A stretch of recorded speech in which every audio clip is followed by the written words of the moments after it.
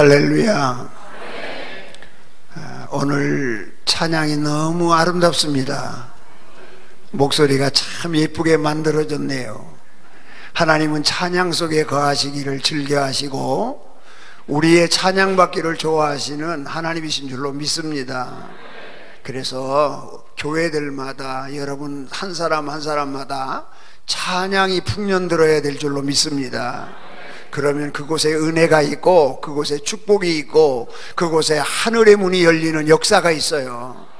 그리고 저렇게 아름다운 찬양을 부를 때에는 뜨겁게 박수로 한번 격려하는 게 좋습니다. 다시 한번 박수로. 감사합니다. 고맙습니다. 어쩌면 최근에 제가 들은 노래 가운데 가장 아름답고 또 마음이 잔잔해지는 아름다운 찬양을 들은 것 같아서 감사합니다. 리더가 누군지는 모르지만 목소리를 참 예쁘게 잘 만들었네요. 감사합니다. 할렐루야. 한번 따라합시다. 예배의 성공자가 되자. 인생의 성공자도 중요하고 사업의 성공자도 중요하고 모든 면의 성공자가 중요한데 무엇보다도 예배의 성공자는 가장 중요한 줄로 믿습니다. 할렐루야. 존 스위팅이라고 하는 박사님께서 이 땅에 교회가 존재하는 이유를 세 가지로 설명을 하는데, 첫째, 이 땅의 교회는 왜 존재하느냐? 이 땅의 교회는 하나님을 위해서 존재한다. 그 말은 이 땅의 교회는 예배를 위해서 존재한다는 말이에요. 예배를 위해서 존재한다. 그러므로 모든 성도들은 또 이 땅에 있는 모든 교회는 예배의 성공자가 되어야 되는 줄로 믿습니다.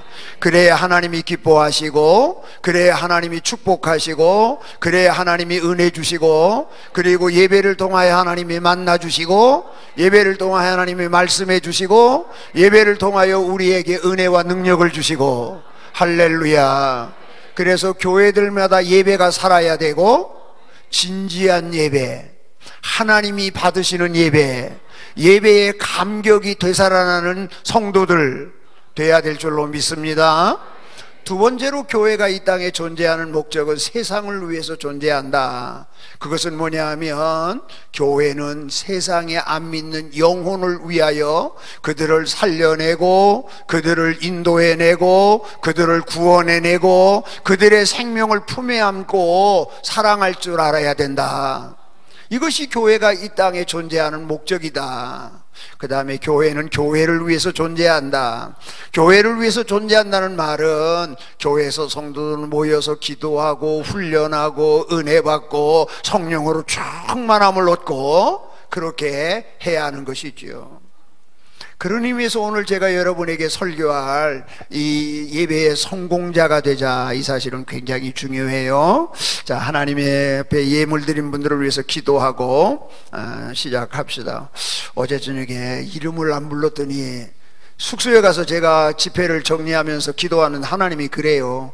그래도 교인들은 성심껏 연보했는데 그래도 이름이라도 불러줘야지 내가 뭐 그렇게 하면 되나? 하나님이 저기 책망을 하시더라고.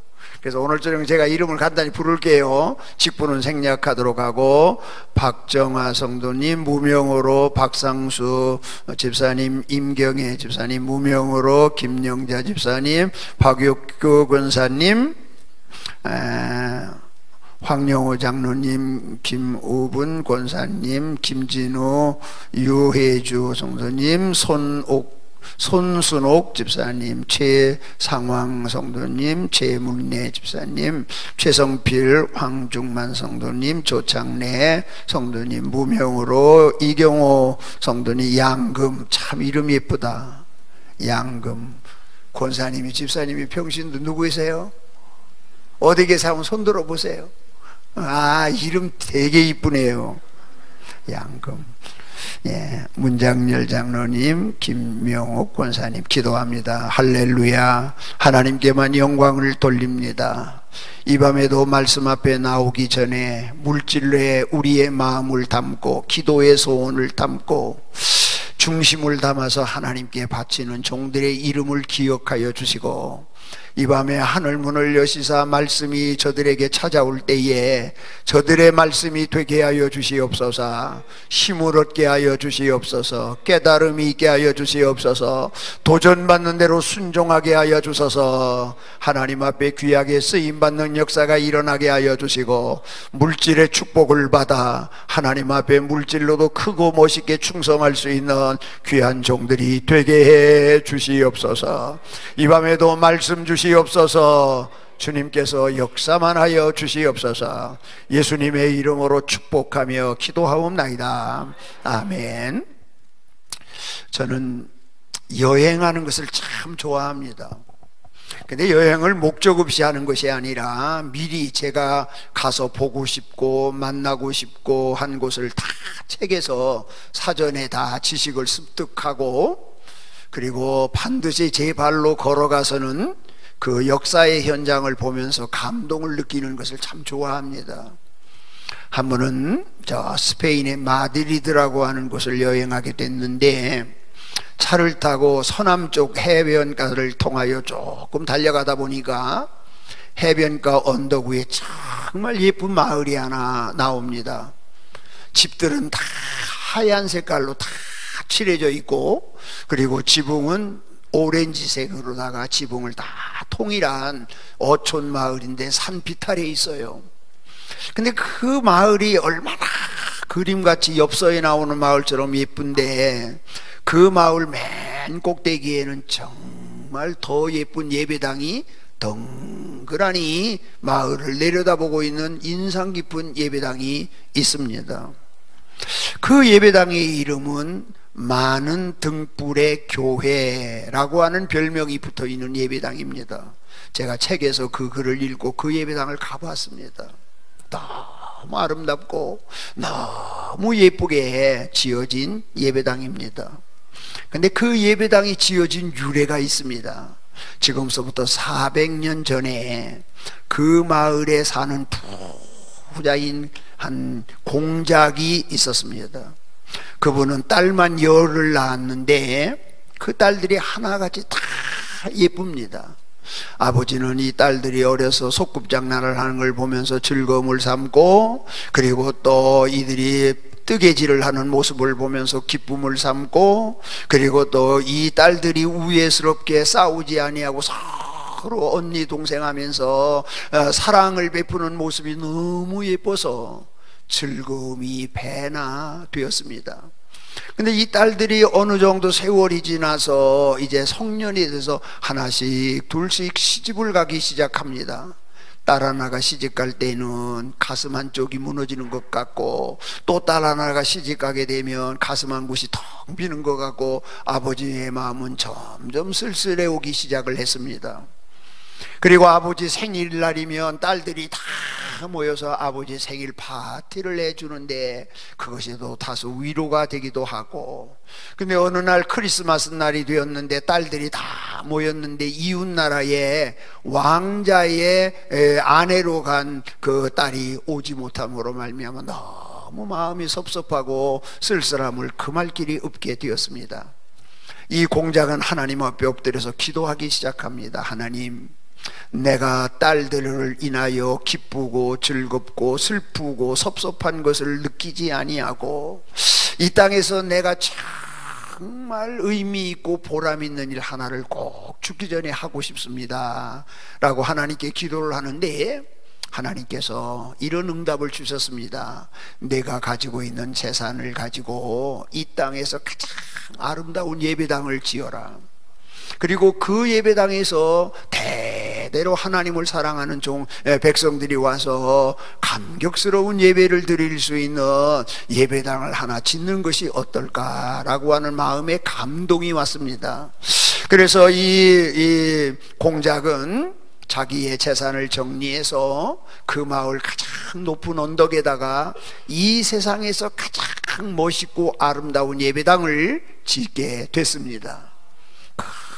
아름다운 예배당을 짓고 예배당이 다 완성된 날 10달을 데리고서 아버지가 이 땅에 하나님이 내 생명 보내준 그 기념으로 가장 가장 소중한 일을 하고 싶은 것이 예배당을 짓는 것이다. 그러면서 자랑스럽게 완공된 예배당을 쫙 구경시켜주는데 찬란하게 빛내는 스테인그라스라든지 아름답게 꾸며진 강단의 화려함이라든지 그리고 대리석으로 붙여놓은 그 벽의 모양이라든지 등 하나 산데리아 등 하나까지도 어느 것 하나 나무랄 것 없이 정말 아름다운 예배당이 다 건축됐는데 딸들이 쭉 돌아보고 난 다음에 한 딸이 아버지에게 묻습니다. 아버지, 그런데 이 예배당에 등을 걸을 수 있는 고리나 등을 걸을 수 있는 등잔이나 그런 것이 아무것도 없으니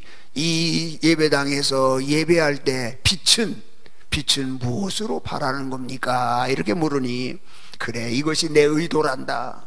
이 예배당은 등잔이 없단다. 그리고 등잔을 걸어놓는 고리도 없단다. 그 대신 내가 이 마을 사람들에게 노수로 만든 등잔을 다 하나씩 가정마다 한 사람 한 사람마다 다 만들어서 내가 선물을 했지.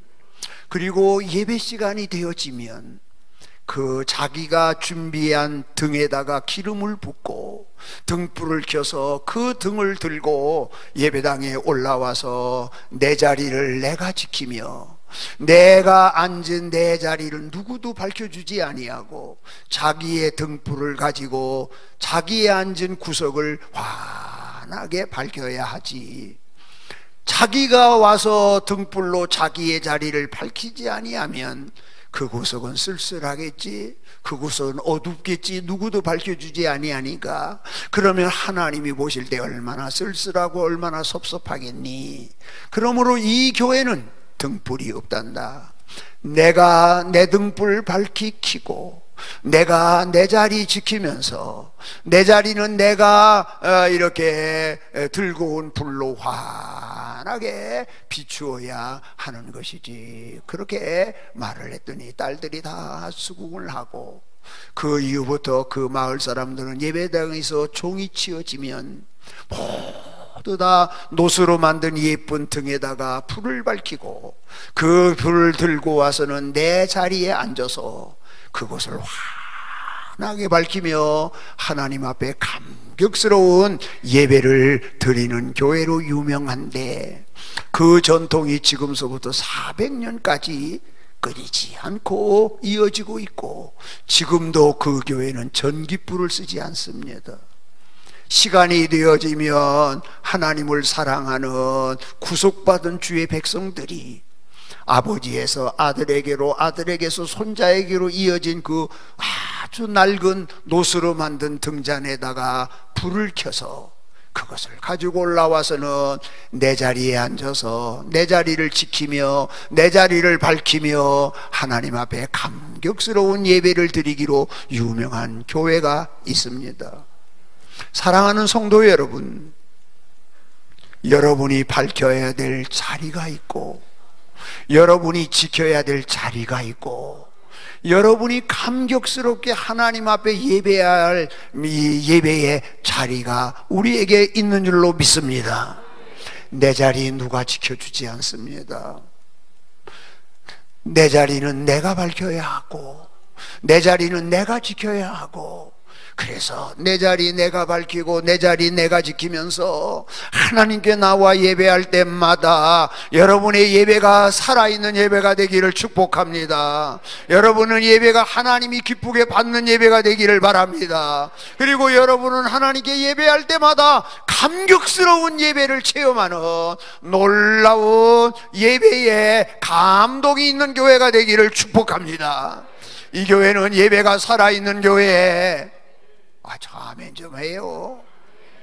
이 교회는 예배가 살아있는 교회, 예배를 통하여 하나님을 만나는 교회, 예배를 통하여 하나님의 음성을 듣는 교회, 예배를 통하여 하나님이 여러분을 향하여 하늘의 문을 활짝 열어주는 교회, 말씀이 예배를 통하여 여러분의 영혼을 터치하는 교회 되어지기를 축복합니다.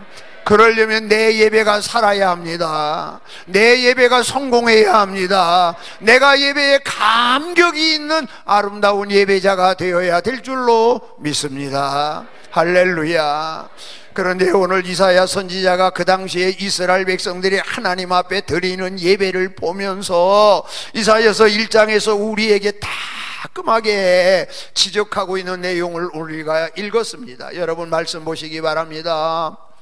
특별히 11절에 보면 너희들이 가져오는 무수한 제물이나 숫송아지 암송아지의 피가 나에게 하나도 기쁘지 않다. 12절에 그렇게 말합니다. 너희들이 나에게 와서 예배를 드리나 나를 기쁘게 하고 나를 즐겁게 하는 것이 아니라 너희들은 내 앞에서 폼 잡고 과시하고 뽐내고 내가 이런 사람이다 드러내기 위한, 사람들에게 보이기 위한 예배를 하고 있으니 오히려 그런 예배의 행위는 내 마당만 밟을 뿐이니라. 13절입니다. 헛된 재물을 더 이상 가져오지 마라. 그것들이 내가 견디지 못하겠노라. 여기 내가 그런 것을 보면서 견디지 못하겠노라라고 하는 말은 다른 번역 성경에 보면 내게 이제 구역질이 난다. 그 다음에 14절 내 마음이 너희의 월삭과 정한 절기를 싫어하나니 그것이 내게 무거운 짐이 될 뿐이니라. 무슨 말입니까? 너희들은 나에게 예배한다고 제물을 가져오고 기름을 가져오고 피를 가져오지만, 너희들은 나에게 와서 예배를 드린다고 야단 법석을 떨지만 그것은 나를 기쁘게 하기 위함이 아니라 너희들 폼 잡기 위함이고 예배당만 밟을 뿐이고 이제는 실증이 났다. 구역질이 난다. 내가 더 이상 너희들의 예배하는 그 꼬라지를 보고 있으려고 하니까 이제는 내 마음이 뒤틀리고 나에게 오히려 무거운 짐이 되어져서 고통스럽다. 하나님이 그렇게 말하는 거예요. 바꿔놔 봅시다.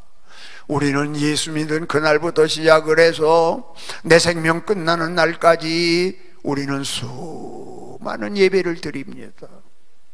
우리는 예배자인데, 여러분이 지금 하나님 앞에 드리고 있는 예배의 모습을 우리 하나님께서 불꽃 같은 눈으로 여러분의 믿음의 모습을, 예배의 모습을, 예배하는 행위를 내려다보실 때에 오늘 이스라엘 백성들이 하나님 앞에 제사드리러 나오는 꼬라지와 별반 다르지 않다고 하면 슬픈 일입니다. 안타까운 일입니다. 얼마나 여러분 불행한 일입니까? 그리고 나는 여러분에게 꼭 하나 묻고 이 설교를 시작하려고 합니다. 여러분이 수많은 예배를 오늘까지 드렸습니다. 1년이면 대예배를 쉬운 2번은 드렸을 것이고, 새벽 예배 나오고 수요일 예배 나오고 또 무슨 예배해서 우리는 어쩌면 수많은 예배를 하나님 앞에 드렸는데, 여러분의 예배를 하나님께서 몇 번이나 흥감하게, 여러분이 드린 예배를 하나님이 몇 번이나 기쁘게 즐겁게 감동스럽게 받으셨다고 생각이 됩니까? 여러분 어떠세요?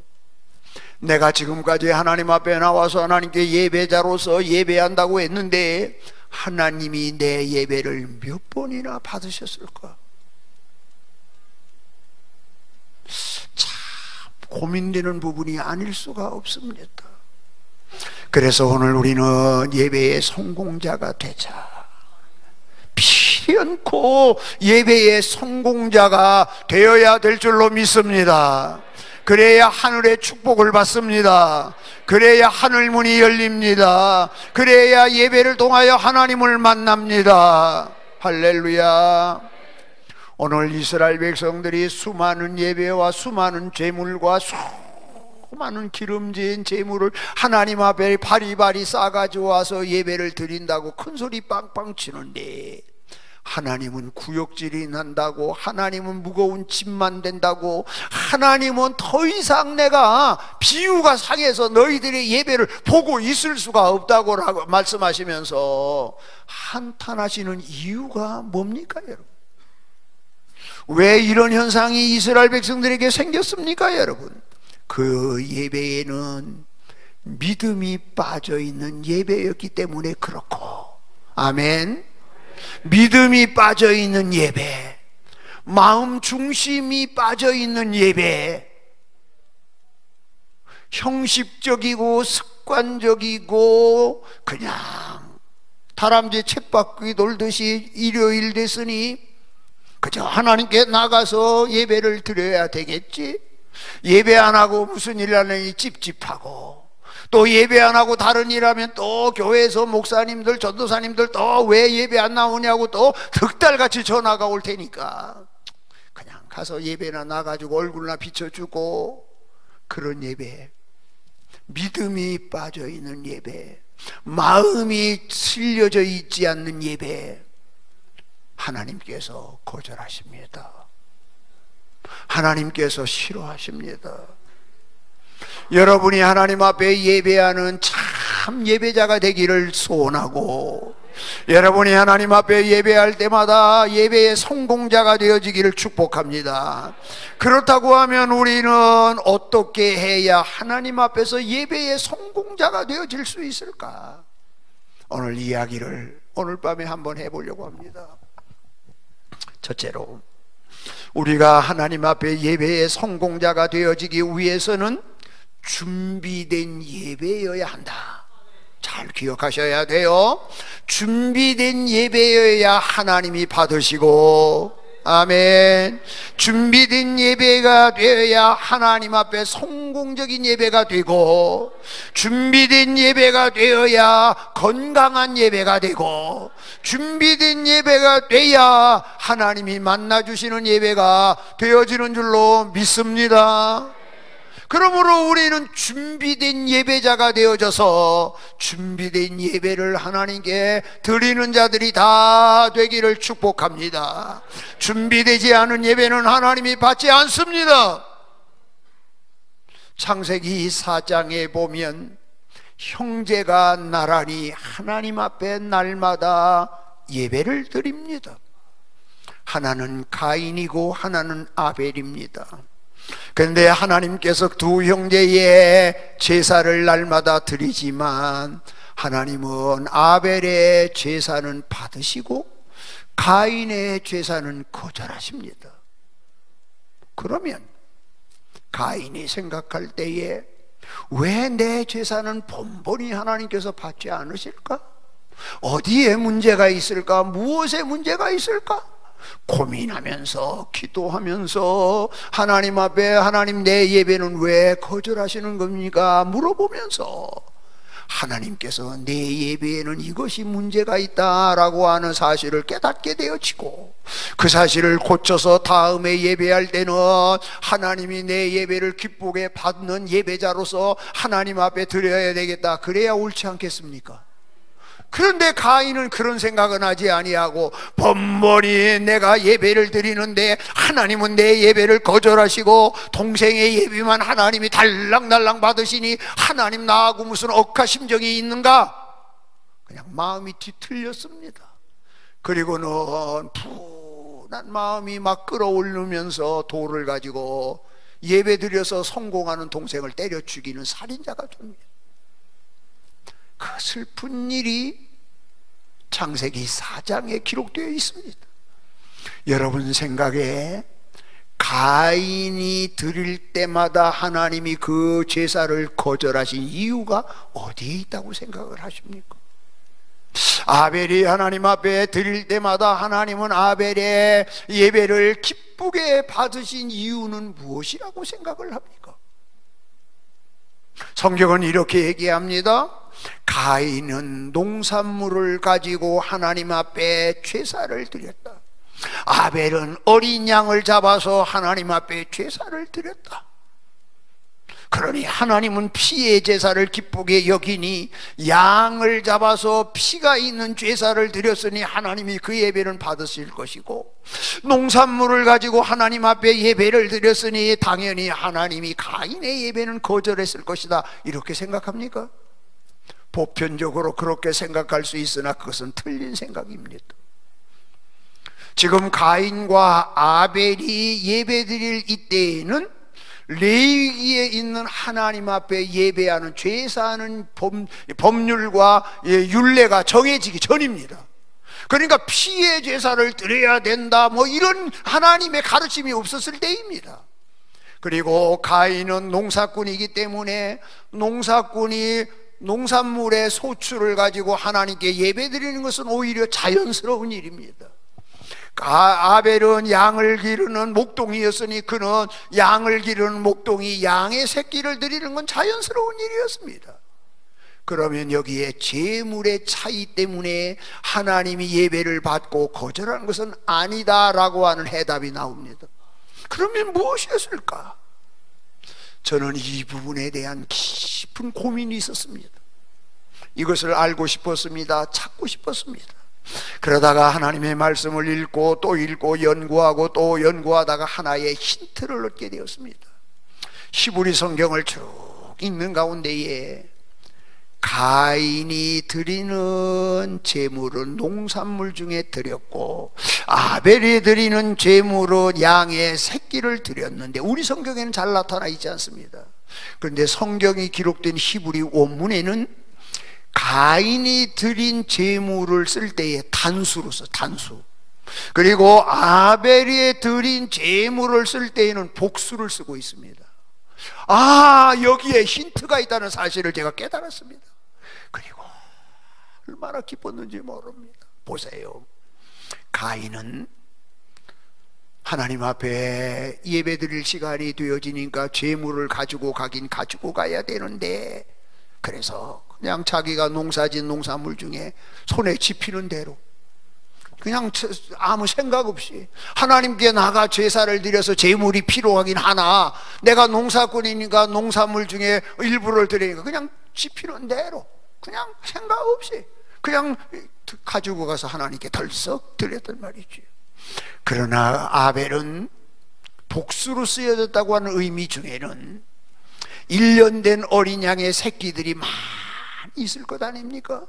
그 많은 새끼들 가운데 눈여겨봅니다. 하나님 앞에 제물로 바칠 것은 어떤 것이 있을까?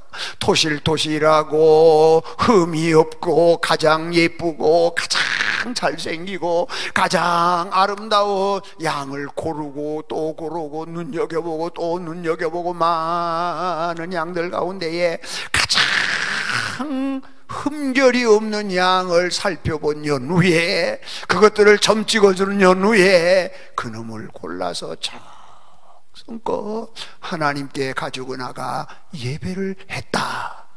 아멘. 이런 결론이 생겨지게 되어지는 겁니다. 그러니 하나님 앞에 예배하러 나갈 때에 제물이 문제가 아니라 거기에 얼마나 준비가 있느냐, 거기에 얼마나 마음을 담느냐, 거기에 얼마나 내 믿음을 실느냐, 거기에 하나님이 예배를 받고 거절하고가 생겨진다. 아멘. 우리 장모님은 지금 91입니다.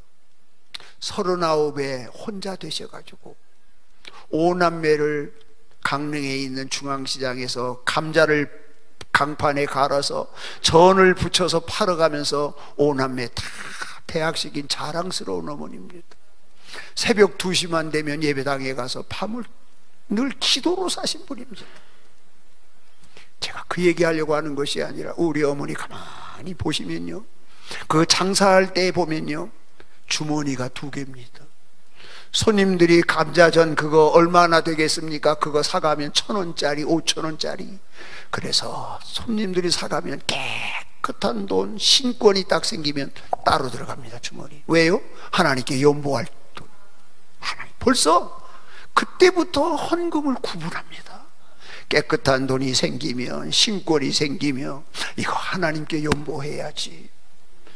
그 주간에는 하나도 신권이 생기지 아니하고 다 구겨진 돈만 있으면 그 중에서 그래도 깨끗한 돈을 골라서 주일날 아침이 되면 다리미로 다립니다.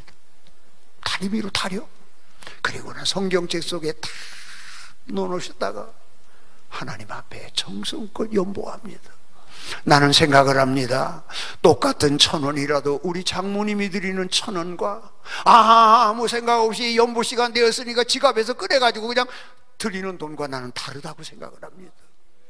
똑같은 10,000원짜리의 연보를 해도 우리 장모님이 10,000원 드리는 연보와 아무 생각 없이 헌금 시간이 되었으니까 지갑 열고 그냥 돈 드리는 돈과는 다르다고 나는 생각을 합니다.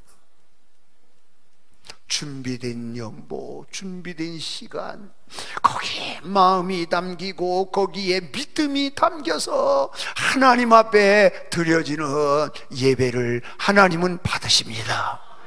아무 생각 없이 그냥 헐레벌떡 쫓아나와서 그냥 시간 돼서 예배 드리고 그냥 아무 생각 없이 졸다가 자다가 찬송 부르는 것도 아니고 예배 드리는 것도 아니고 구경하는 것도 아니고 감상하는 것도 아니고 그러다가 그냥 예배 시간 끝나면 또 나가서 허물럭거리면서 세상 일로 분주하게, 어떻게 하나님이 그 예배를 받으시고 어떻게 그렇게 예배 생활하는 사람에게 하나님이 복을 주시겠습니까, 여러분? 한국 100주년 기념교회를 세워서 그 교회를 섬기고 은퇴하신 이재철 목사님이라는 분이 계십니다. 여러분이 그분 책을 한 번씩은 읽어보셨을 겁니다.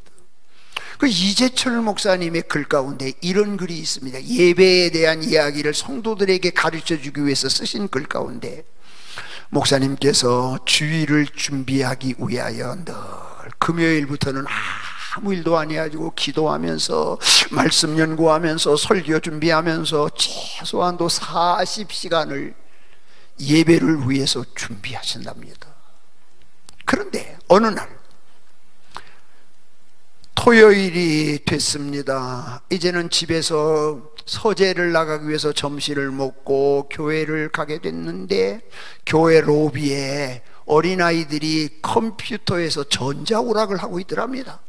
그래 목사님 신기해서 더 보니까 더 뿅뿅뿅뿅뿅 하면서 이게 막 왔다 가던데 아이들이 너무 재미있어서 목사님들 은근히 앉으셔가지고 전자오락 들고 열심히 15분을 전자오락을 하고 이제 서재로 가서 또 열심히 기도하면서 주일 설교와 예배를 준비했답니다. 그리고 그 다음 주일날 일부 예배를 드리기 위해서 예배당에 가서 딱 앉았는데 이게 웬일이고 눈앞에 뿅 하면서 전자화면이 딱 뜨면서 왔다 갔다 그러더랍니다.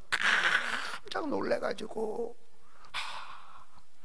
내가 예배를 위하여 40시간을 정성을 기울이고 기도하면서 눈물로 준비한 시간에 비하면 내가 15분 전자오락 눈앞에서 요거 뿅뿅뿅뿅 했는데 15분의 전자오락한 그것이 예배를 인도하려고 앉았는데 내 앞에 화면으로 착 떠오르는 모습을 보면서 우리 성도들은 예배를 위해서 얼마나 준비할까?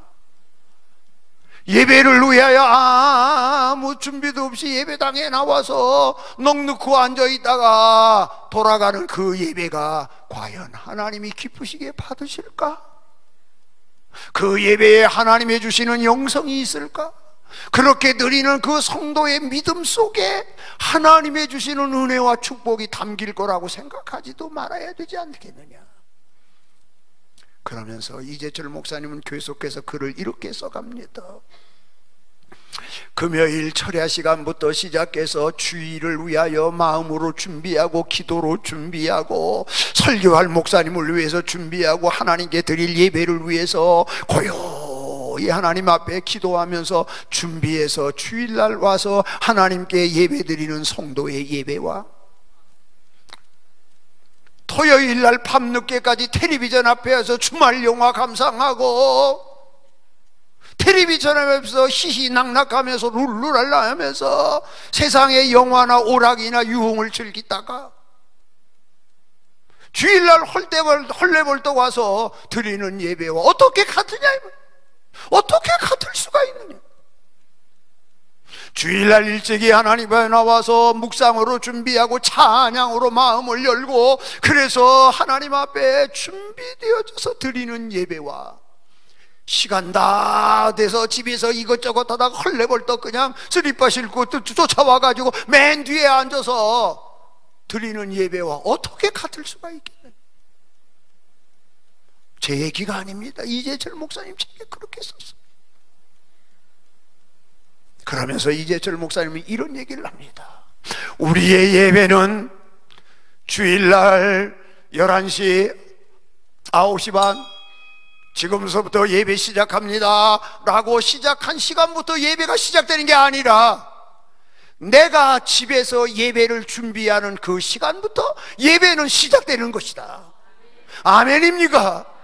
예배당에 나와서 앉아서 지금부터 예배 시작합니다 그러면 그때부터 예배가 시작되는 게 아니라, 내가 내 집에서 예배를 준비하며 기다리며 기도하며 거기에다 믿음을 실으며 거기에다가 나의 마음을 실어서 예배를 위하여 준비하는 그 시간부터 나의 예배는 어떻게 된다?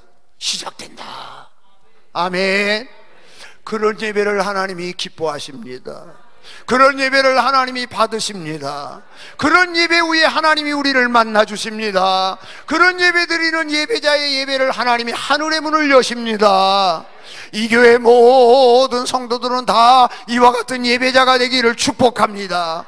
준비된 예배, 믿음이 실려져 있는 예배, 마음이 중심이 그 예배에 쏟아져 있는 예배, 하나님이 그 예배를 받으시고 하나님이 그 예배를 좋아하시고 하나님이 그 예배 위에 축복해 주시고 하나님은 그 예배를 통하여 우리를 만나 주시는 줄로 믿습니다.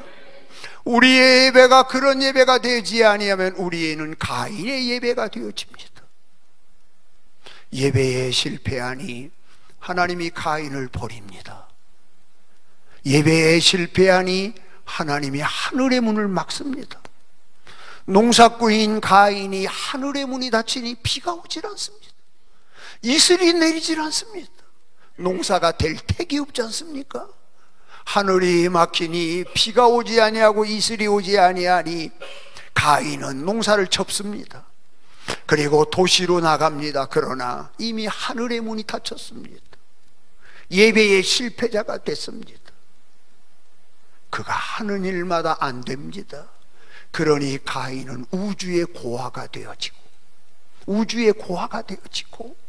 하늘문이 닫히니 하나님의 축복과는 거리가 먼 방황자가 되어지고 인류 최초의 살인자가 되어지는 아주 좋지 않은 이름을 뒤집어 쓰게 되었습니다. 그것도 동생을 때려 죽인 거지요. 사랑하는 성도 여러분, 우리의 삶 속에서 예배가 하찮은 것 같이 느껴집니까? 아닙니다. 성도는 예배 없이는 못 삽니다. 우리는 예배와 함께 사는 자들입니다. 그렇기 때문에 우리의 예배는 성공해야 됩니다. 우리의 예배는 하나님이 받으시는 예배자가 돼야 됩니다. 예배는 음악 감상이 아닙니다. 예배는 영화 감상이 아닙니다. 내 예배가 살아야 됩니다. 여러분 한 사람 한 사람은 하나님 앞에 거룩한 예배자로 서야 됩니다.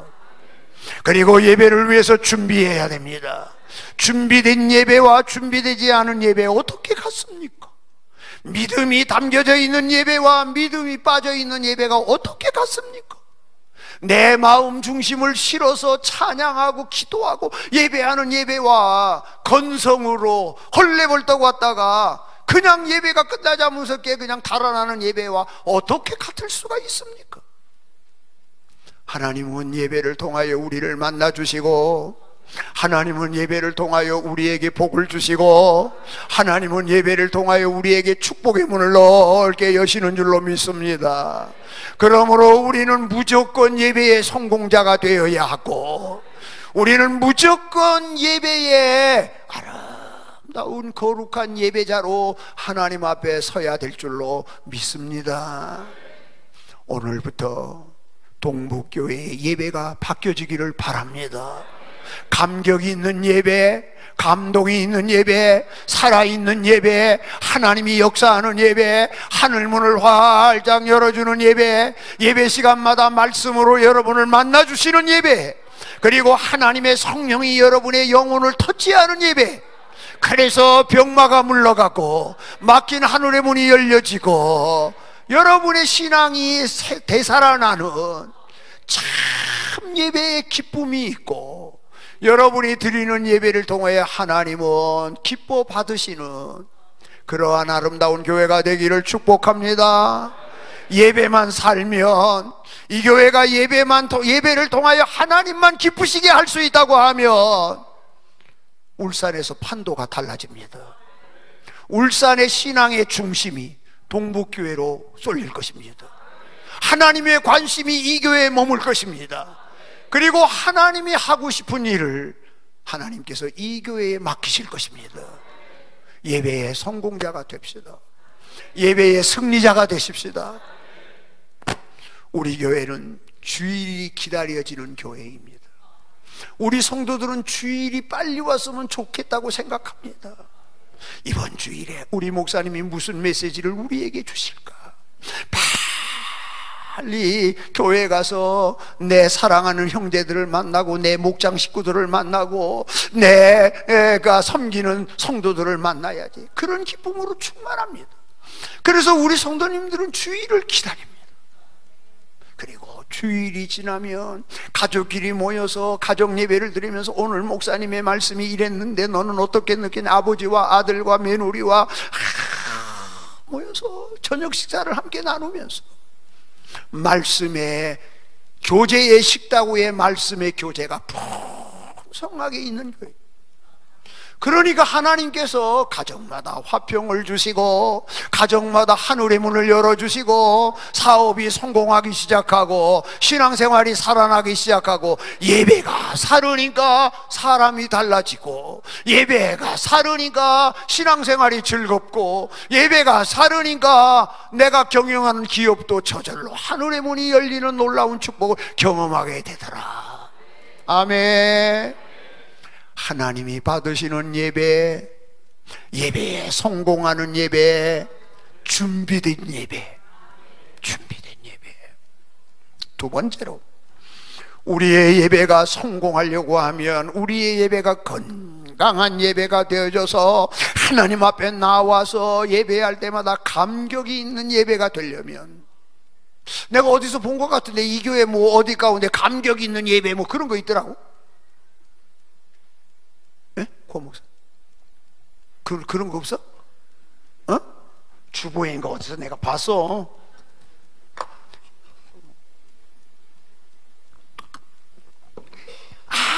아무리 주보에다 캐치프레스로 우리 교회는 예배에 감격이 있는 예배 써보다 아무 소용없어.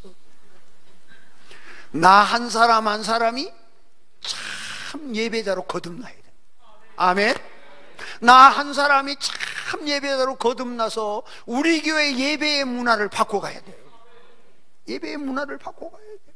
그래야만 거기에 감격이 있는 예배가 시작되는 줄로 믿습니다. 그래서 두 번째로, 건강한 예배, 하나님이 받으시는 예배, 성공하는 예배, 승리하는 예배의 비결은 뭐냐? 요한복음 4장에 보면 하나님은 영이시니 예배하는 자는 영과 진리로 예배할지니라. 하나님은 이렇게 예배하는 자를 찾으시느니라. 본 적 있으시지요? 하나님은 영이시니 예배하는 자가 영과 진리로 예배해야 되느니라. 그 말이 무슨 말이냐 하면, 영으로 예배한다는 말은 성령으로 예배한다는 말이야.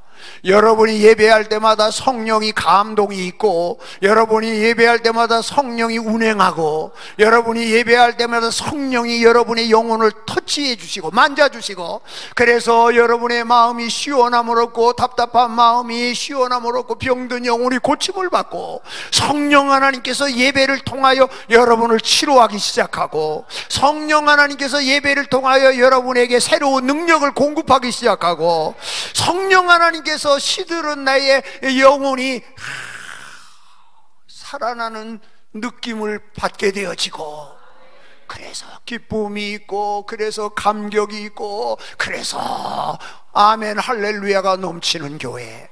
그러니까 성령이 역사하는 교회, 찬송할 때에도, 장로님들의 기도에도, 성가대의 찬양에도, 목사님의 메시지에도 거기에 성령이 역사하는, 아멘, 성령이 운행하는, 예배 시간마다 성령 하나님이 이 예배에 임재하셔서 여러분 한 사람 한 사람을 만나 주시고, 여러분 한 사람 한 사람을 찾아가 주시고, 여러분 한 사람 한 사람의 병든 영혼을 치료하고, 아멘, 시들은 영혼을 소생케 해주시는 성령이 예배 시간마다 강하게 역사하는 교회, 그게 살아있는 예배, 그게 하나님 앞에 성공하는 예배, 그리고 그런 예배가 내가 참 예배자로 쓰는 거예요. 성령이 역사하는 예배. 그리고 영과 진리로, 진리는 말씀이야. 말씀, 뭐니 해도 예배 시간마다 하나님의 말씀이 올바로 선포돼야 되고, 하나님의 말씀은 영이요, 하나님의 말씀은 능력이요, 하나님의 말씀은 생명이요, 하나님의 말씀은 치료하는 광선이요.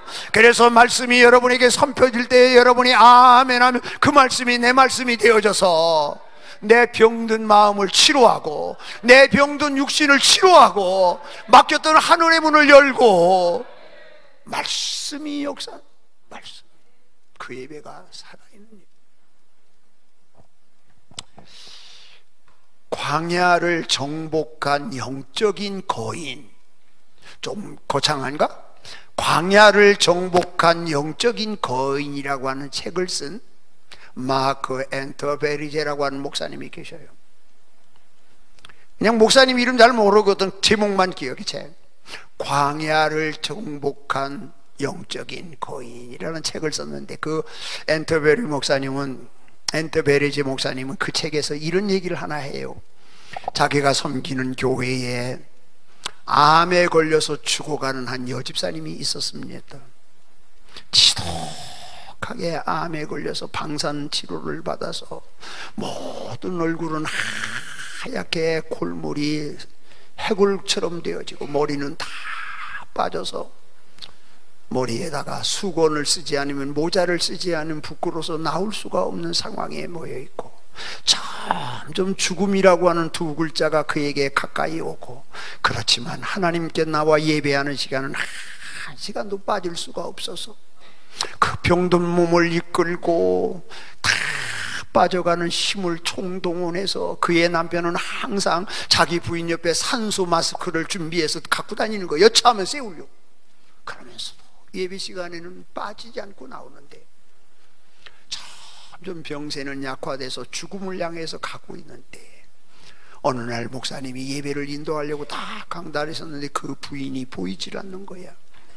아, 위중한가 보다, 이런 느낌을 딱 받았는데, 예배가 시작하자마자 얼굴이 창백한 그 집사님이 남편이 부축을 해서 떨리는 발을 이끌고, 남편은 한 손에다 산소 마스크와 산소통이 있는 것을 끌면서 들어와서 맨 뒷자리에 앉았습니다. 목사님은 한숨을 놓고 예배를 인도하고, 예배 시간 가운데 그 교회는 다 성도들이 일어나서 10분에서 15분 하나님께 손을 들고 찬양하는 시간이 있습니다. 성도들이 다 일어났습니다. 그분은 일어날 힘이 없으니까 그냥 앉았습니다. 그리고 손을 들고 찬양, 하나님 앞에 손을 들고 찬양하는 시간이 있는데, 그 여집사님이 올라가지도 않는 손을 올려서 자기의 모든 정성 다 쏟아서 들릴까 말까 하는 목소리로 하나님을 찬양하는데, 그 얼굴에 기쁨이 충만하고 천사의 모습처럼 아름답고, 그 10분 동안을 손을 들고 있는 정성 다해서 하나님 앞에 다 소리는 들릴랑말랑하지만 그의 찬양하는 모습은 모든 것 다 쏟아서 하나님 앞에 찬양하는 그 모습이 너무 아름답고, 그 모습이 너무 감동적이고, 목사님이 내려다볼 때에 큰 은혜를, 목사님이 그 여집사님의 찬양을 통하여 은혜를 받았어. 그리고는 먼 훗날 그가 예배에 대한 글을 쓰면서 여기에 광야를 정복한 영적 거인이라는 책 속에서 이것을 소개하면서 그날 우리 교회는 설교자는 2명이었다. 강단에서 잘 준비된 원고를 가지고 외쳐대는 나의 설교와 한마디 설교는 없었지만은 죽어가는 그 여집사님의 찬양과 예배하는 모습 속에서 선포되는 설교는 내 설교보다 더 강렬하고 내 설교보다 더 감동적이고 내 설교보다 하나님은 더 기뻐했을 것이다. 아멘. 그것이 바로 영으로 예배하는 자. 비록 소리는 들락말랑하지만 손은 올라갈락말랑하지만은 창백한 얼굴을 했지만은 자기가 가지고 있는 모든 믿음과 모든 마음을 다 쏟아서 하나님을 찬양하며 예배에 집중하며 오늘 내가 드리는 예배가 내 인생의 마지막 예배일 수도 있다는 생각을 가지고 최선을 다해서 예배하는 그 예배가 하나님이 받으시는 예배, 하나님을 기쁘시게 하는 예배, 예배에 성공하는 예배, 예배에 승리하는 예배. 아멘. 여러분 그런 예배자가 되시기를 바랍니다. 여러분 하나님께 나와 예배할 때마다 집중하십시오. 여러분 하나님 앞에 예배로 나올 때마다 예배의 성공자가 되십시오. 그러려면 영으로 예배해야 됩니다. 그러려면 하나님의 말씀이 여러분의 신앙 속에 살아있는 예배가 되어야 합니다. 이 자리에 나와서 예배한다고 예배가 승리하는 거 아니고 여러분이 예배 시간에 참여했다고 해서 하나님은 그 예배를 받으시는 건 아닙니다. 하나님이 받으시는 예배가 있고 하나님이 거절하는 예배가 있다는 사실을 꼭 기억하시기 바랍니다. 찬양을 하나 해도 그래요. 제가 얼마 전에 읽은 글 가운데 이런 글을 하나 읽었습니다. 2차 세계대전에 참전했던 미국의 퇴역 군인이 있었는데 그가 군인의 전선에 참여하고 돌아와서는 심각한 이게 증후군 있잖아요. 그걸 트라우마라고 그래. 트라우마. 거기에 시달리는 외상후 증후군이라고 그러는데 여기에서 회원하지 이게 딱 오게 되면 어떤 현상이 생기면 집에 실어증이 오는 사람이고 대인 기피증이 오는 사람이고 우울증이 오는 사람이고 불면증이 오는 사람이고 각양각색으로 오는데 이 사람에게는 대인 기피증과 실어증이 있다고 합니다. 이 트라우마가 얼마나 심각한지. 그래서 의사가 어떠한 방법을 동원해도 이 사람이 앓고 있는 이 트라우마를 치료할 길이 없어요. 그래서 고민하다가 물었습니다. 말은 못하니까 글을 씁니다. 당신이 이 세상에 있으면서 가장 경험하고 싶고 또 가고 싶은 곳이 어디인지 말하면 내가 당신을 모시고 가겠다. 그랬더니 이 실어증이 걸려서 말하지 못하는 퇴역 군인이 가만히 눈을 꾸벅꾸벅거리더니 종이를 달라고 해서 글을 쓰는데 내가 군대에 있을 때에 예배드리던 군인교회를 가보고 싶습니다.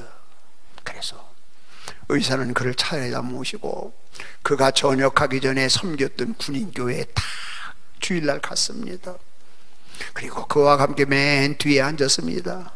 거기에 참석한 모든 사람들이 기쁘게 예배를 하며 찬양하는데 손을 들고 뛰면서 춤을 추면서 구원의 하나님을 막 찬양하는데 어느 정도 찬양하는데 이 군인이 손이 올라가기 시작하더니 입이 벌어지기 시작하더니 자기도 모르게 그 자리에서 일어나더니 막 찬양을 하는 거예요.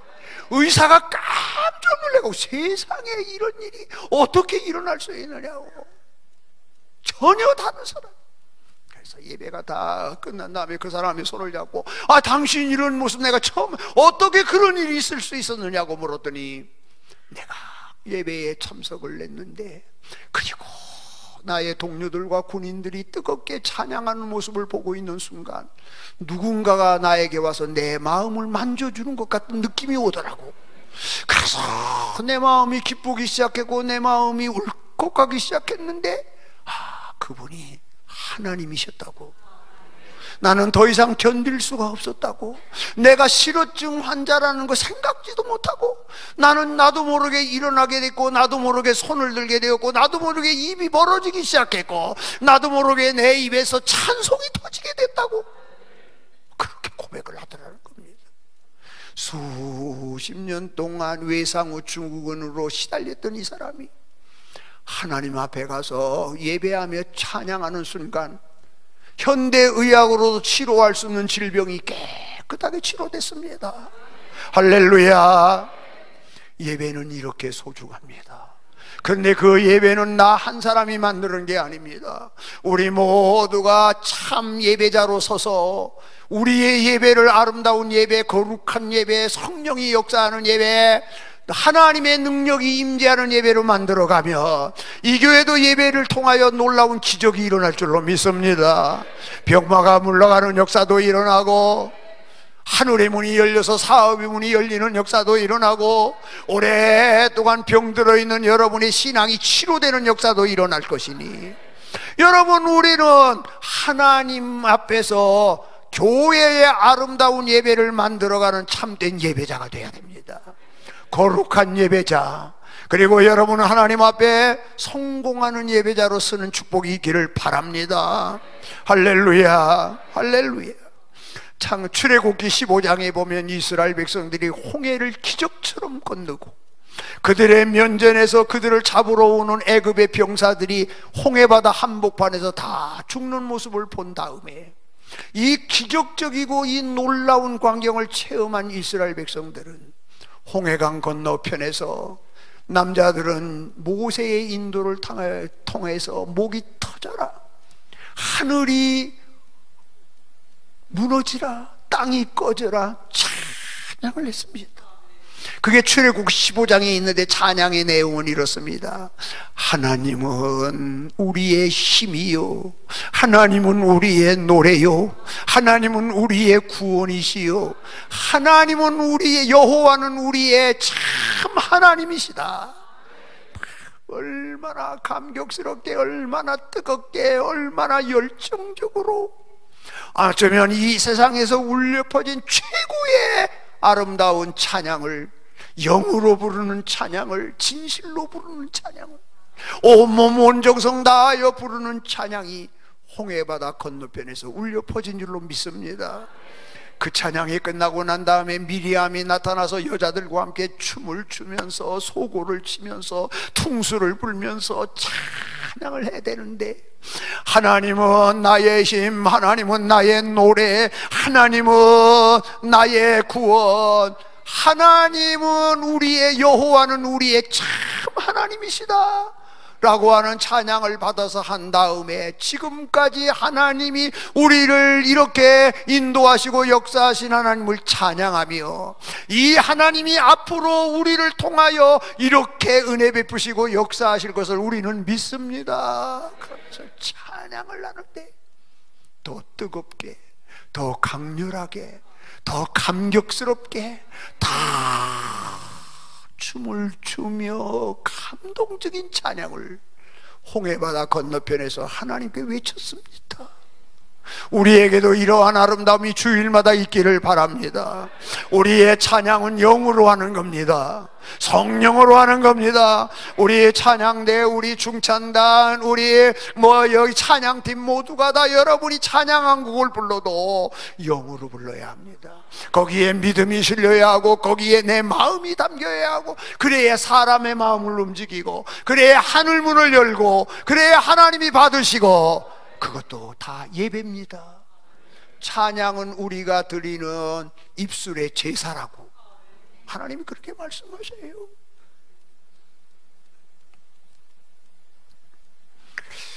한 가지 얘기를 더 해봅시다. 이왕에 찬양 얘기 나왔으니까, 우리나라의 초창기 부흥사 가운데 신현균이라는 목사님이 계세요. 저의 나이 또래는 신현균 목사님의 집회를 참석해서 은혜를 받고 기뻐했던 때가 있어요. 천국의 탤런트라고 하는 별명이 붙은 분이세요. 그분은 만담도 잘하시고 웃기기도 잘하시고 원맨쇼도 잘하시고 코미디언 못지않게 하나님의 말씀을 재미있게 쭉 줄줄 풀어내면 앉아있던 회중들의 방댕이가 들썩들썩하면서 그냥 어깨가 으쓱으쓱하면서 그분이 전하는 말씀 앞에 빨려 들어가기 시작하면 그렇게 기쁘고 즐거울 수 없는 부흥 강사님이신데, 그분의 설교집 가운데 이런 예화가 있습니다. 일본에 집회를 가고 지금은 인천공항이 없을 때 김포공항이 탁 내려서 사모님에게 전화를 걸었습니다. 이제 도착했다고 집으로 갈게. 그랬더니 사모님이 헐레벌떡 전화를 받으면서 여보 큰일 났어요. 영등포 시장에 불이 났대요. 그때 이 신목사님 머릿속에 탁 떠오르는 한 여인이 있었는데, 얼마 전에 남편이 교통사고로 죽고 삼남매를 가르치기 위하여서 영등포 시장에 포목 장사하는 그 교회 집사님이 어떤 머리에 떠오르더랍니다. 불쌍하기도 하고 안 되기도 하고 그 집 가게가 불나면 큰일인데, 그때가 바로 추석 명절을 앞에 놓고 나서 영등포 시장이 크게 불이 났습니다. 신 목사님은 자가용을, 집으로 가던 자가용을 돌려서 영등포 시장으로 가자. 그래, 영등포 시장에다 파킹을 내놓고 불난 현장을 헐레벌떡 달려가서 그 집사님 가게 점포에 가니까 막 불이 그 가게, 집사님의 가게 점포를 막 사르고 있는, 그 집사님은 넋을 넣고 불타고 있는 포목정을 멍하니 바라보. 목사님 조용히 가서 집사님 손을 꼭 붙들고는, 할 말이 없잖아. 그렇지 않으면 할 말이 없는, 할 말이 무슨 말을 하겠어. 꼭 손을 붙드니까 집사님은 더 뜨겁게 더 힘있게 목사님은 손을 꼭 붙들고 서로 눈에서 눈물이 주르르고 있는데, 지금 그 집사님의 가게 점포는 거의 다 탔어. 그때 조용히 그 집사님 입에서 찬송이 흘러나오는데, 내 주여 뜻대로 행하시옵소서. 살든지 죽든지 주 뜻대로 되기를 내가 원합니다. 그 찬송을 뜨거운 눈물을 흘리면서 집사님이 믿음의 고백을 실어서 불타서 잿더미로 변하는 그 점포를 보면서 찬송을 부르는데, 목사님 마음이 메어져 내리는 것 같더래요. 그래서 할 수 없이 신 목사님도 집사님과 함께 그 찬송을 부르고 있는데, 그때 불이 너무 크게 나가지고 미팔군에서도 소방차를 동원해가지고 불을 끄러 그 자리에 출동했던 미팔군 그 불 끄는 대장이 별 1개짜리가 왔는데, 가만히 보다가 그 모습을 보고 묻더랍니다. 신 목사님에게 이거 무슨 짓 하는 거요? 신 목사님이 잘할 줄도 모르는 영어를 가지고 뜨듬뜨듬, 지금 이 사람이 찬송 부르고 있어. 지금 저기에 이 집사님의 점포가 불에 타고 있는데도 이 집사님은 실망하지 아니하고 낙심하지 아니하고 하나님 앞에 믿음으로 찬송하고 있는 겁니다.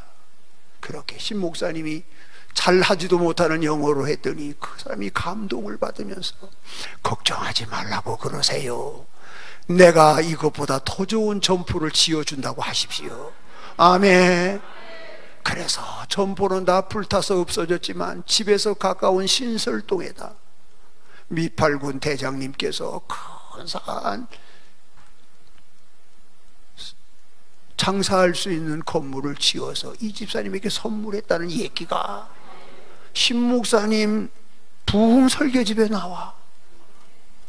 여러분, 우리가 찬송 한 장을 해도 믿음으로 부르면 하나님이 역사하는 줄로 믿습니다. 하나님이 역사하는 줄로 믿습니다. 하나님이 함께 하십니다. 네, 아멘입니다. 영으로 찬양하고 말씀이 역사하는 예배가 되어질 때에 그것이 하나님이 받으시는 예배가 되고 하나님이 우리에게 기쁘게 복을 주는 예배가 되는 줄로 믿으시기 바랍니다. 그러므로 여러분이 하나님 앞에 나올 때마다 내가 하나님께 드리는 쇼가 아니라, 내가 하나님께 드리는 예배는 시간을 때우는 땜방이 아니라 내가 하나님 앞에 드리는 예배는 건성건성 대강대강 드리는 예배가 아니라 내가 하나님께 드리는 예배는 제사여야 되는데 정성이 있어야 되고 마음이 있어야 되고 믿음이 있어야 되고 거기에 성령이 역사해야 되고 거기에 말씀의 능력이 역사해야 되는데 그런 예배자가 되어야 되는데 하나님이 그런 예배를 받으시는데 아멘 아멘. 여러분 어떻게 하실랍니까? 지금까지는 대강대강 예배하는 자가 되었을지라도 지금까지는 땜방하는 예배를 드렸을지라도 지금까지는 건성으로 드리는 예배를 드렸을지라도 이제부터는 하나님 앞에 서는 그날까지 우리의 예배 생활만은 산죄사가 되어야 되지요. 하나님이 받으시는 제사를 드려야 되지요. 가인의 예배가 아니라 아벨의 예배가 돼야 되지요. 아멘. 그러려면 영으로 예배하고 하나님의 말씀이 여러분의 마음과 믿음과 생각을 다스리고 지배하는 예배가 있어야 합니다. 그래서 여러분 한 사람 한 사람이 하나님 앞에 참 예배자로 거듭났고 이 동북교회의 예배의 문화를 바꾸어 놓는 거야. 그래서 하나님이 이 예배를 기쁘게 받으시고 이 교회에 들어와서 예배하는 자마다 하나님을 만나고 예배에 들어오는 성도들의 기쁨의 찬양 소리를 통하여 하늘의 음성을 듣는 것 같고 하나님이 만져주시는 것 같은 기쁨을 체험해서 병든 자가 고침을 받고 인생에 실패하는 자가 소망을 붙들고 참 의미를 잃어버린 자가 예배를 통하여 인생의 참 의미를 다시 회복하는 놀라운 은혜가 주일마다 이 교회를 통하여 일어나게 되기를 축복합니다. 축복합니다. 참 이번 집회를 통하여서 나는 이 교회의 예배의 문화가 바뀌기를 바라요. 모두가 기쁘게 찬양하고 내가 구원받았잖아요. 나를 구원해 주신 하나님을 노래하는 게 찬송이잖아요. 하나님 모르는 사람은 감히 부를 수 없는 노래가 새 노래가 있으니 구원받은 사람만 부를 수 있는 노래가 있으니 그게 찬송이잖아요. 할렐루야. 그러니 찬송 한 장을 불러도 내 모든 영을 실어서 내 모든 믿음을 실어서 내 모든 마음과 생각을 거기에 담아서 구속의 하나님을 찬양하고 앞으로 나를 통하여 주실 하나님의 축복과 위대한 나를 통하여 써내려갈 하나님의 역사를 기대하면서 믿음으로 찬양하는 겁니다. 단돈 10,000원짜리를 헌금해도 5,000원짜리를 헌금해도 거기에 내 믿음을 싣고 거기에 내 마음을 담아서 준비된 예물이 되어질 때 하나님이 그 예물 받는 거예요. 이런 사람도 있어요. 우리 교회에. 이 교회는 없을 것 같아. 구역예배 시간이 됐는데 헌금을 해야 되겠는데 10,000원짜리 밖에 없어. 내 마음에는 1,000원짜리 하고 싶은데 또 안 할 수도 없고 권사체면에. 그러니까 10,000원짜리 일단 헌금을 하고 다 끝난 다음에 구역장 보고 거기 9,000원 태해줘. 헌금해놓고 태해달라는 사람들. 아이고 더러워서 하나님이 거짓입니까? 하나님이 그 헌금 받습니까? 아니 나는 안 받는다고 생각해. 잘 사는 권사님이 10,000원짜리 헌금해놓고 9,000원 거실러 가는 사람의 헌금과 우리 어머니 감자 갈아서 강판에 갈아서 감자전 붙여서 1,000원짜리 헌금 하나님께 드리는 헌금 난 다르다고 생각해. 근본적으로 난 다르다.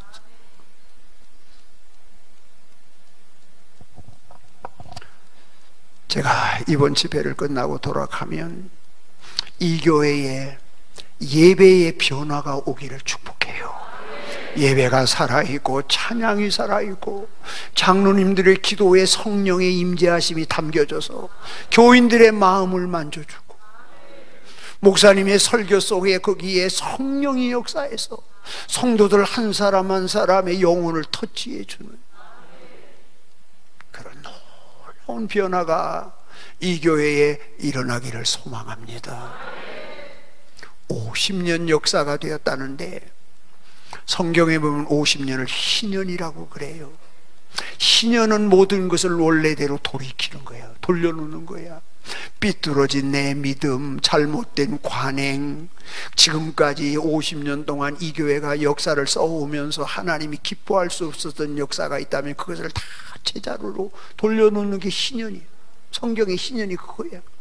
내 믿음이 새로워져야 되고 내 신앙이 바뀌어져야 되고, 이대로는 안 되는 거지. 원위치 하는 거지. 제자리로 돌아가는 거지. 하나님이 기뻐하는 쪽으로 유턴하는 거지. 유턴 빨리 하는 거지. 온 교회가 거기에 가장 중요한 것은 예배의 변화가 오는 거예요. 예배, 주일마다 드려지는 예배가 여러분은 감격하고 하나님은 기쁘게 받으시고, 아멘. 아름다운 변화가 있기를 주의 이름으로 축복합니다.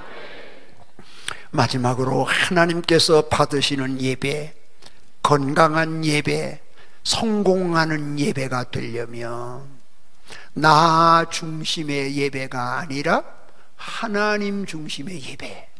아멘. 다시 한번 들어봐. 나 중심의 예배가 아니라 하나님 중심의 예배. 아멘. 그 예배가 되어질 때 하나님이 받으셔. 그리고 그런 예배를 드릴 때 나는 예배의 성공자가 되는 것. 오늘 우리가 이사야서 1장에 보면 이사야가 그 당시에 이스라엘 백성들의 하나님 앞에 드리는 제사의 모습을 지적하면서 12절에 너희가 내 앞에서 보이려 오니, 여기 보이려 오니라고 하는 이 말에는 너희들이 내 앞에 제사 드리러 오는 중심이 하나님이 나를 기쁘게 하고 하나님이 나를 가장 제일로 생각하고 하나님이 나를 모든 믿음과 생각의 중심에 두고 너희들이 내 앞에 예배하러 오는 게 아니라, 너희들이 지금 내 앞에 예배하러 온 꼬라지를 보면 폼 잡으려고, 내가 부자니까 나는 소 몇 마리를 하나님께 바친다 의시되려고, 뽐내려고, 내가 이런 사람이다 과시하려고. 그러니까 예배하러 오는 그들의 중심을 하나님이 들여다보니 구역질이 나는 거야. 하나님을 기쁘시게 하려고 오는 게 아니라 쇼하기 위해서. 쇼는 뭐예요? 보여주는 게 쇼잖아요. 오늘날 한국교회가 세계에서 제일 큰 교회가 한국에 있다고 그러고, 세계에서 제일 큰 장로교회가 한국에 있다고 그러고, 세계의 10대 교회 중에 한국에 7개 교회가 한국에 있다고 그러는데, 한국에서 주일마다 드려지는 예배를 하나님이 바라볼 때 구역질 나는 거예요. 목사라는 놈이 엉뚱한 소리 해갖고 또 기독교 얼마나, 아이고 나는 난 도대체 할 소리가 있고 안 할 소리가 있고, 나 같은 목사로서 부끄러워서 나가 뭐 전광훈이래나 뭐래나, 아이고 그러잖아도 지금 안티 크리스찬들이 생겨서 교회를 어떻게 하면 헐뜯으려고 하는 판인데, 아이고, 좀 가만히 있는 게 도와주는 건데. 한국교회의 성도들의 예배하는 꼬라지를 보면 예배하고 나와서 목사 몰라가라고 데모하는 놈이 없나? 너무너무 안타까운 거야. 그러니까 한국교회는 지금 점점 성령님이 떠나고 있어. 조금 더 가면 이제 하나님이 촛대를 옮긴다고 하는 말이 한국교회마다 지금 교회마다 눈앞에 왔어. 다른 교회는 다 하나님의 촛대가 옮겨가는 무서운 재앙이 임할지라도 우리 동부교회만은 그렇지 않기를 바랍니다. 그러려면 예배가 살아있어야 돼. 하나님은 예배 받기를 좋아하세요. 하나님은 예배를 기뻐하세요. 여러분, 예배는 내가 하나님께 드릴 수 있는 최고의 선물이야. 그러니까 선물은 내가 준비할 때도 내가 누구를 위해서 여행 가서 선물을 고를 때 기쁘잖아. 아, 이거 내가 아내한테 선물해야지 고를 때나 기쁘단 말이에요. 그리고 그 선물을 받는 사람이 기뻐야 돼. 아멘? 그래야 선물이지. 선물 받고도 기분 나쁘면 쓰레기통에 가는 거지. 그건 안 한 것만도 못하지. 생각을 해봐. 제가 얘기해서 예배는 뭐라고? 예배는 뭐라고? 성도들이 하나님께 드리는 최고의 선물이다.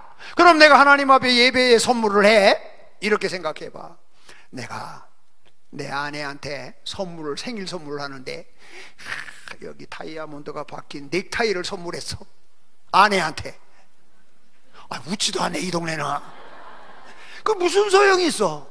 나에게는 다이아몬드가 번쩍번쩍 박힌 넥타이가 좋지만 아내는 이거 소용없는 선물이잖아. 아내가 내 생일날 백화점에서 고르서 공작새 배술과 같은 브라우스를 하나 샀어. 내가 기쁠까 안 기쁠까?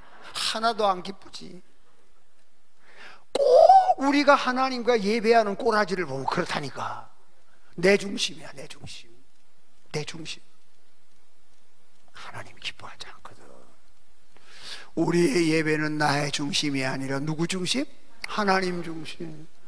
언제든지 예배의 중심이 어떻게 하면 하나님을 기쁘시게 할까? 어떻게 하면 하나님이 받으시는 예배자로 쓸까? 어떻게 하면 내가 하나님 앞에 성공하는 예배자가 되느냐, 실패하는 예배자가 되느냐, 이걸 늘 생각하는 거예요. 한국 교회가 앞으로 두 종류의 교회가 부흥할 겁니다. 나는 아주 단언합니다. 첫째, 쇼하는 교회 부흥합니다. 막 코미디언 데려다가 연예인 데려다가 유명한 사람 데려다가 매주일마다 쇼하는 거야. 그거 들은다고 사람들 모여. 일시적으로 모이나 끝까지 가봐야 알지. 그 다음에는 말씀이 올바로 서 있는 교회가 부흥합니다. 예배는 쇼가 아닙니다. 예배는 쇼. 그런 의미에서 나는 우리 이광수 목사님을 사랑하고 존경합니다.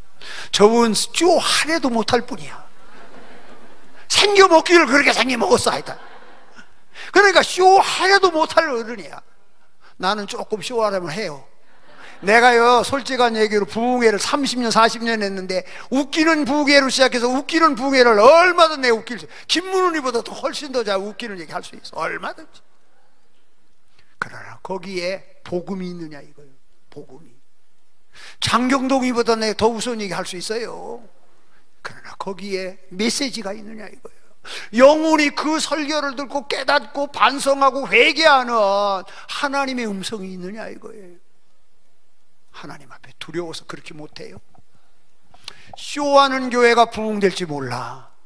그러나 끝까지 가봐야 하고 그저 고지식하게 말씀 중심으로 교회를 설교하고 예배하는 교회는 부흥합니다. 하나님이 역사합니다. 그런 의미에서 나는 이 교회가 앞으로 크게 한 주일마다 3,000명 그렇게 모이는 교회는 아니지만 아름답게 부흥할 줄로 믿습니다. 50년 동안 두 목사님이 교회를 섬겼다. 한국 교회 이런 교회 없어. 대단한 교회입니다. 우리 교회가 65년인데 목사 3명이에요. 내가 3대 차예요. 그러니 교회가 참 안전하고 사랑스럽고 문제가 없고, 이 교회 50년 역사인데 담임 목사님이 이대야. 우리 이광수 목사님이. 이런 교회를 섬기느라고 장로님들 얼마나 고생이 많았을까. 또 교인들은 얼마나 눈물을 흘렸을까. 그리고 이 언덕 위에 예배당을 세우기 위해서 교인들은 얼마나 고생했을까. 내가 차를 타고 이 언덕 위에 올라오면서 그래 50년 동안 별탈이 왜 없었겠어. 풍파도 있었을 것이고 시험도 있었을 것이고 환난의 바람도 끔찍하게 교회를 강타했지만은 그래도 교회를 사랑하는 성도들이 눈물로 이 교회를 지켜냈고 오늘과 같이 이러한 역사를 써왔고, 이제 이게 중요한 거 아니야. 신년이잖아. 신년. 김장로님 신년이잖아. 신년은 원위치 않은 날이라니까. 신앙도 원위치 믿음도 원위치 우리가 다 하나님이 기뻐하는 쪽으로 다 돌려가는 시간, 유턴하는. 그리고 이제는 앞으로 50년을 내다보면서 다시 뛰는 거잖아. 다시 뛰는 거. 지금까지 50년보다 남은 50년이 더 중요하고, 지금까지 50년보다 남은 50년이 더 찬란해야 하고, 더 아름다워야 하고, 더 멋있어야 하고, 더 축복받는 교회로 우뚝 서는 교회가 되기를 바랍니다. 그러려면 다른 거 없어. 가장 중요한 거 예배가 살아야 돼요. 예배가 살아야 돼. 하나님이 받으시는 예배, 예배의 성공자가 되는 거야. 예배에서. 그래야 소망이 있어. 여러분 한 사람 한 사람이 예배의 성공자가 돼야 하늘의 문이 열리고 축복이 여러분에게 임하고 이 교회를 통하여 하나님의 위대한 역사를 써가게 되어지는 줄로 믿습니다. 할렐루야. 그러므로 우리는 예배의 성공자인가 실패자인가? 내가 하나님 앞에 섰을 때 하나님께서 내 예배를, 평생 동안 드린 내 예배를 몇 번이나 흥감하게 하나님께서 내 예배를 받으셨을까? 지금까지는 내 예배가 하나님 중심이 아니라, 지금까지 내 예배가 믿음 중심이 아니라 보여주기 위한 예배, 드러내기 위한 예배, 내가 이런 사람이야 라고 폼잡기 위한 예배였는데, 이제 하나님 앞에서 하나님 중심의 예배가 되어지는 아름다운 은혜가 여러분 한 사람 한 사람 위에 일어나게 되기를 축복합니다. 기도하십시다. 하나님 우리 아버지, 우리를 구원해 주신 은혜 앞에 감사합니다. 우리를 천당 일꾼 삼아 주신 것 감사합니다. 천사람이 하나 만사람이 하나 뽑아서 우리를 하나님의 백성 삼아 주신 것 감사합니다. 그 은혜 감사해서, 그 은혜 감격해서 나의 남은 날 참 예배자로 살게 하여 주시옵소서. 하나님이 기쁘게 받는 참 예배자가 되게 해 주시고, 언제나 가인의 위선적인 예배가 아니라 아벨의 하나님이 기뻐 받는 예배자로 쓸 수 있도록 축복해 주시옵소서. 예수님의 이름으로 기도하옵나이다. 아멘. 은혜 주신 하나님께 영광의 박수 드립시다. 감사합니다.